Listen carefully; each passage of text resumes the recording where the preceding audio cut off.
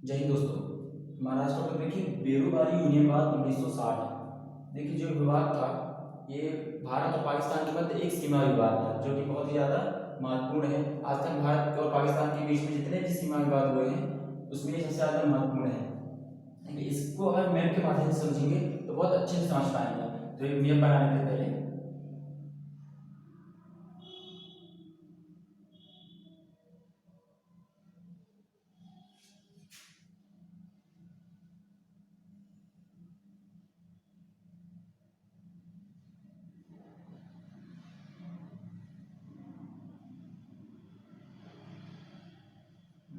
ठीक ये कुछ हमारा भारत के मैप है। पूरा नहीं बनाते हैं, जितना हमें आवश्यकता उतनी बनाते हैं।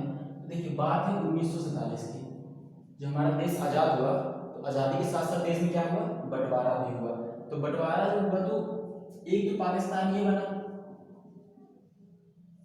ठीक, इसको कहते हैं अपन पश्चिम पाकिस्तान, और एक पाकिस्तान ये था जो आज वर्तमान में कौन सा क्षेत्र कहलाया जाता है, बांग्लादेश।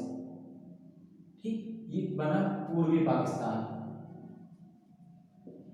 एक ही पाकिस्तान नहीं बना था, दो पाकिस्तान बना था। ठीक, एक पाकिस्तान कौन सा जो हमें पता है वाला, ये क्या कहलाता है, पश्चिम पाकिस्तान। और जो बांग्लादेश जो वर्तमान समय में है वो पहले क्या था, पूर्वी पाकिस्तान था। तो इस प्रकार से दो प्रकार के पाकिस्तान बनाए गए। अब देखिए बाद हुआ क्या था, अब क्या था, देश का बंटवारा तो तय था।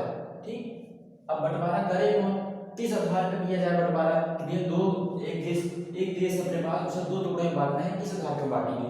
तो एक व्यक्ति था इंग्लैंड में, उसका नाम था रेड क्लिफ। क्या नाम था, रेड क्लिफ। उसको बुलाया गया और उसको कार्य सौंपा गया। तत्कालीन जो उस समय के जितने भी नेता थे, पंडित नेहरू और उनके साथ के जितने आए थे, उन्होंने उसको बुलाया रेड क्लिफ को, बोला कि भैया हमारा बंटवारा कर दो। सोचिए एक विदेशी व्यक्ति जो कभी भारत भी नहीं आया उसको बुलाया गया भारत का बंटवारा करने के लिए। ठीक है कोई बात नहीं। अब वो जब आया तो उसने क्या किया, उसने उसके पास समय बहुत कम था, कम समय में बंटवारा करना था। और जो नियम है, नियम ये कहता है कि आपको पूरा जो सीमा क्षेत्र था उसका भ्रमण करना पड़ेगा। पूरा सीमा क्षेत्र घूमने के बाद, उसका निरीक्षण करने के बाद, उसके बाद ही आप बंटवारा कर सकते हो। लेकिन उसके पास इतना समय नहीं था। जहां तक उससे हुआ उसने कुछ जगहों का निरीक्षण किया और पूरी जगह पर नहीं कर पाया। और क्या किया, एक बड़ा सा भारत का मैप लिया, उसमें एक ऐसी लाइन यहाँ से मार दिया और एक इस तरह से संभाल दिया, हो गया देश का बंटवारा। अब बंटवारा इतना खतरनाक तरीके से किया गया था कि कई तो ऐसे व्यक्ति थे जिनका घर तो भारत में रह गया लेकिन आंगन पाकिस्तान में चला गया। उसका सब कुछ घर परिवार भारत में रह गया लेकिन खेत पूरे कहाँ चले गए, पाकिस्तान में चले गए। ऐसे बहुत ज्यादा लोगों में आक्रोश भी आ गया। तो उसी से क्या है संबंधित एक केस है, यहाँ जो अपना चिकन नेक है, यहाँ पे पश्चिम बंगाल का जिला है, इसका नाम है जलपाईगुड़ी। क्या नाम है, जलपाईगुड़ी। यहाँ एक स्थान है जिसका नाम है बेरुवारी। एक जगह का नाम है, क्या नाम है, बेरुवारी। कुछ इस जगह पे है। तो जो बेरुवारी जगह है, रेड क्लिफ ने जब इसको किसे दिया था, भारत के हिस्से में दिया था, लेकिन रेड क्लिफ इसको लिखित रूप में दर्शाना भूल गया। और इसी बात का फायदा पाकिस्तान में उठाया और 1952 में पहली बार दावा किया बेरुवारी पे अपना। ठीक, पाकिस्तान ने उस समय दावा किया कि जो बेरुवारी जगह है ये पाकिस्तान के कब्जे में आती है, पाकिस्तान के क्षेत्र में आती है, भारत के क्षेत्र में नहीं आती है। तो भारत ने बोला नहीं, रेड क्लिफ तो हमें देके गया था बेरुवारी का क्षेत्र। पाकिस्तान ने बोला लिखित रूप में कहाँ है दिखाओ। तो हम लिखित रूप में हमारे पास था नहीं। तब जो ये जो क्षेत्र था ये विवाद का कारण बना। विवाद इतना ज्यादा बढ़ गया कि युद्ध की तक बात आ सकती थी। और पंडित नेहरू जी के ऊपर बहुत ज्यादा प्रेशर था कि अब आगे करें किया क्या जाए। और ये जो क्षेत्र था ये मुस्लिम बहुल क्षेत्र था, पाकिस्तान इसे किसी भी हालत पे छोड़ना नहीं चाह रहा था। लेकिन पंडित नेहरू सोच रहे थे कि आधा आधे से कर दिया जाए। लेकिन समस्या क्या आ रही थी कि वहाँ जो अपने बेरुवारी में जो लोग रहते थे भले ही मुस्लिम थे, लेकिन वो कहाँ रहना चाहते थे, भारत में रहना चाहते थे, भारत का हिस्सा बन के रहना चाहते थे। इस कारण से समाज में भी और लोग एक पूरे कम्युनिटी में पंडित नेहरू जी को लेकर बहुत ज्यादा विवाद होने लगा। तो इस सब असमानताओं के चलते बहुत ज्यादा परेशान थे, बहुत ज्यादा प्रेशर में थे पंडित जवाहरलाल नेहरू। तो उन्होंने किसकी मदद मांगी, डॉक्टर राजेंद्र प्रसाद। कौन, डॉक्टर राजेंद्र प्रसाद, जो उस समय के तत्कालीन राष्ट्रपति थे। और इनसे सलाह मांगने का सबसे बड़ा कारण ये था कि संविधान सभा के अध्यक्ष भी थे, ठीक। तो इनको संविधान का पूरा नॉलेज भी था कि अगर ये जो सीमा विवाद है वो किस तरीके से सुलझाया जाए। तो डॉक्टर राजेंद्र प्रसाद ने इस मामले को संज्ञान में लिया। तो डॉक्टर राजेंद्र प्रसाद सबसे पहले किसके पास गए? सुप्रीम कोर्ट के पास गए। देखिए इस बात में जो प्रमुख आर्टिकल है मैंने यहाँ पे लिख दिया है। सबसे पहला क्या है? अनुच्छेद 143।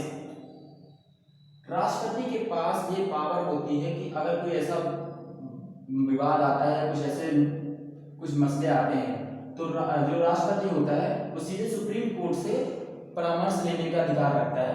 इस अनुच्छेद के तहत 143 के अंतर्गत, ठीक। तो राजेंद्र प्रसाद ने, डॉक्टर राजेंद्र प्रसाद जो थे, उन्होंने 143 का उपयोग करते हुए सुप्रीम कोर्ट के समक्ष अपना जो भी था प्रस्ताव रखा और उससे परामर्श लेना चाहा। सुप्रीम कोर्ट ने बोला कि देखिए राष्ट्रपति साहब, बात ऐसी है, अनुच्छेद 3 क्या बोलता है? अनुच्छेद 3 ये बोलता है कि भारत अपने अंतर्गत आने वाले जो राज्य हैं उनको कितने भी भागों में बांट सकता है, या दो से अधिक राज्यों को जोड़ के एक राज्य बना सकता है। कैसे? जैसे पहले एमपी और सीजी, छत्तीसगढ़ और मध्य प्रदेश दोनों क्या था? एक थे। लेकिन सरकार को लगा कि इसका क्रियान्वयन अच्छे से नहीं हो पा रहा है, तो उन्होंने क्या किया? 2 अलग अलग स्टेट बना दिए, एमपी अलग और छत्तीसगढ़ अलग। इसी प्रकार से आंध्र प्रदेश और तेलंगाना अलग अलग बने। जैसे सरकार चाहे तो किसी प्रकार से राज्य को अदल बदल कर सकती है, उसका नाम परिवर्तित कर सकती है, लेकिन केवल राज्यों को। यहाँ बात क्या आ रही थी? बात ये आ रही थी कि जो बेरोजगारी है ये हमारे राज्य का तो हिस्सा है, लेकिन हम दे कहाँ रहे हैं? अन्य देश को दे रहे हैं। तो ऐसा कोई प्रावधान संविधान में था ही नहीं। अब बड़ी समस्या आ गई, क्या किया जाए? अब उन्होंने बोला कि संसद को देखो, संसद के पास क्या है? पावर है। संसद के पास पावर क्या है? 368 के अंतर्गत कि वो किसी भी प्रकार से संशोधन कर सकती है। तो सुप्रीम कोर्ट ने बोला कि आप संसद से बोलिए कि कोई ऐसा अधिनियम बनाए या ऐसा कोई कानून बनाए, कुछ ऐसा संशोधन करें जिससे कि हम उस विवाद को सुलझा सके, ठीक। 1 मिनट, फोन आ रहा है।